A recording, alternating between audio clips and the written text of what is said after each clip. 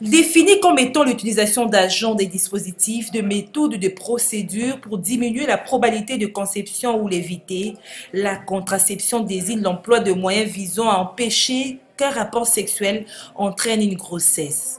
Plus généralement, la contraception peut s'intégrer dans une stratégie de contrôle de naissance ou de planification familiale à un niveau individuel ou collectif.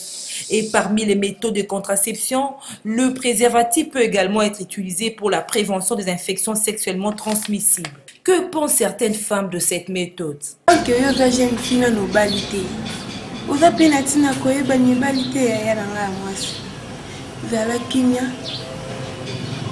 Pesa nzoto no valeur batela nzoto na yo tango yo kobimana mwa mobali bati ozeli esenga kolongola wana na obenga na ndo Kevin na moko ndo Kevin oponza mbasala mambo na ye apesi libala ya bien ko banda oluka mabota mazote zote avantage nango ezali mpona tina koinvite ba grossesse non désirable nango ezake ba misusu bayo bango sans consulter médecin et ba avantage ezebele lokola ba misusu tomonaka ba ligature du trompe ana lobito après demain ekoki komema o babengi ba néo du col eza ba cancer du col utérine oyo osala ke bakoki kolongola yo utérus tout comme pe bakoki kolongola yo appareil reproductif féminin nyonso oyo kosala ke lobi okobota te peut-être nazala mwasi na boti na te sina bina ndoleka ba biloko wana bakisi wana peut-être yo lukelanga problème na mabota na ngoma mabota ekoma na pasi sala bosala bola ko tabe pa aja mukie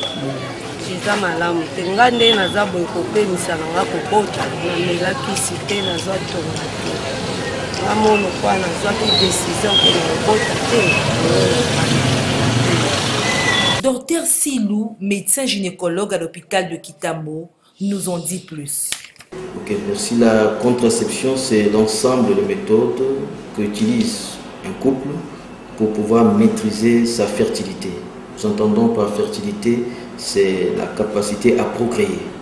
Donc c'est ça ce que nous entendons par comment dirais-je, la contraception. Contre la conception.